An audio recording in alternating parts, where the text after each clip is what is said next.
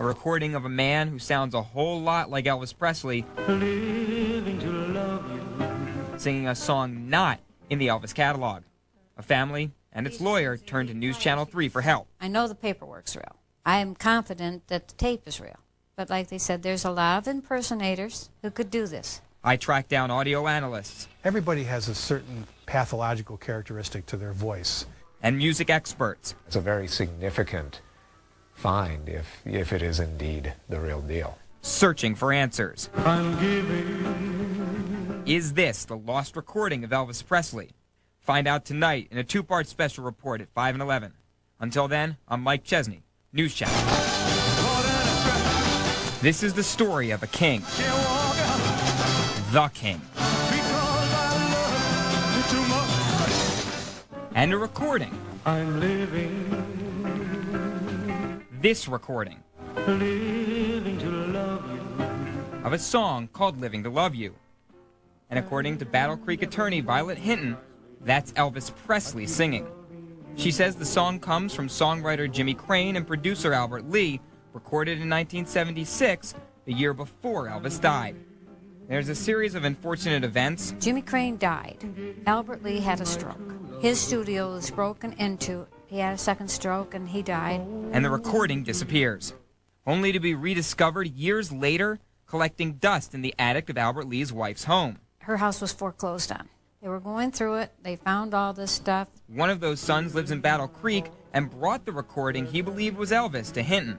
Because in the contracts it always says, along with a table full of documents.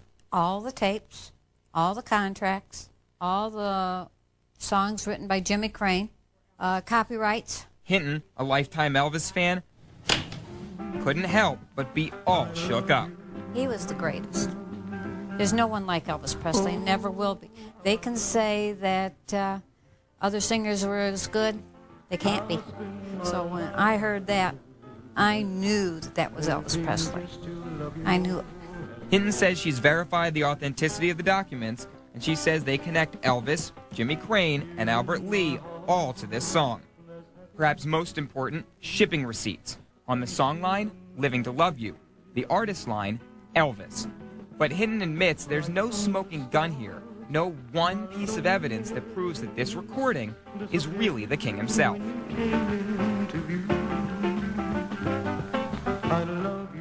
It's a case she brings to News Channel 3. I tracked down forensic audio expert Ed Primo and noted music journalist Gary Graff to help solve the mystery. Graff says if the recording is real, it's a huge deal. It's a great find because if it truly does come from 1976, Elvis's recording had really waned by then. He was not an active recording artist at that time, much to the consternation of his record company of RCA. A person's voice is very characteristic. Primo has done forensic audio-visual analysis work on dozens of legal cases. He says the best scenario would be having Elvis sing the song today and matching to that. Obviously, not an option. We go back to that same era and we pull a piece of music. I'll remember you. We find similar phrasing vocally in the music and call that our exemplar, and we compare that to the sample that we want to know if this is indeed Elvis or not. Files in, programs running, and then I've got to take one of this. Ears ready.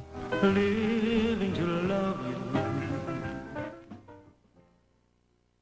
Of course, that now takes us into the investigation phase. We sat down with Primo for hours, dissecting the recording, comparing it to known Elvis songs. Tonight at 11, we'll take you step by step through that process and ultimately to the answer. Is this Elvis? I'm Mike Chesney. News showed you where the recording came from, its past, its journey. Now we take you through the step-by-step process to prove if this really is Elvis. Working for the man every night and day. Elvis Presley, 1 minute of sleeping.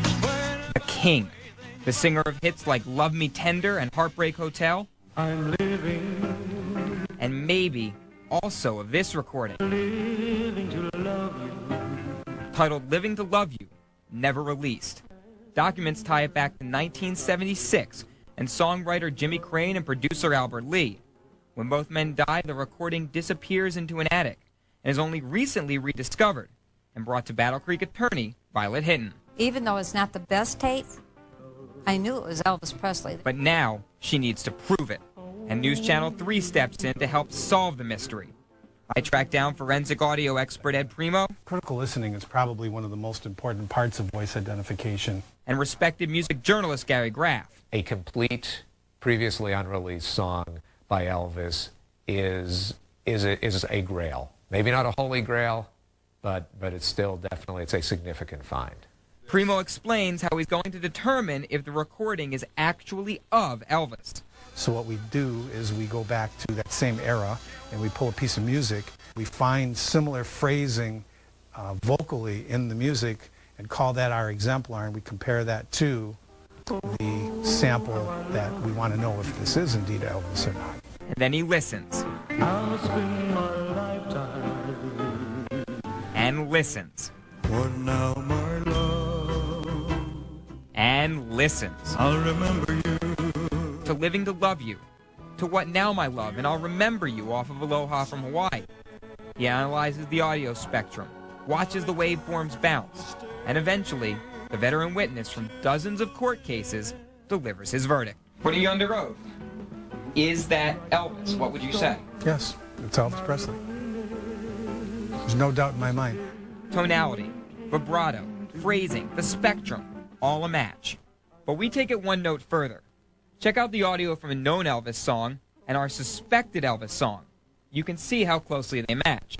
Put that up against an Elvis impersonator and another performer, we use Neil Diamond, you can clearly see they don't match. There's no two Elvis Presleys on this planet, and we heard so many nuances that were similar in the impersonator and in Elvis, but at the end of the day, it's different. Ed Primo is one of the leaders in his field. His word carries a substantial amount of weight. Enough weight for Graff to also believe this is Elvis. He says by the mid-70s, Elvis wasn't doing much recording, which makes this even more special. So you're really talking about probably one of a handful, if that many, of new songs that Elvis recorded in that time period. Who knows what the intent was there? Was this the beginning of a new Elvis album? You know, was he starting to look for material? What you've discovered here is an update to an estate that has been quiet for a long time. There's going to be a lot of commercial possibilities. I went back to attorney Violet Hinton with the news. Forensic audio guy listened to it, says that it's Elvis. I knew it. I just knew it. I knew the first time I heard it, it was really Elvis. She hopes this starts the ball rolling for her clients, producer Albert Lee's family. I'm hoping that this gets enough notoriety that the people I've been trying to reach, well, actually, I'll be able to get through to now. And eventually make it so other Elvis fans worldwide can enjoy the King's newest song, too. I'll spend my lifetime living just to love you more and more.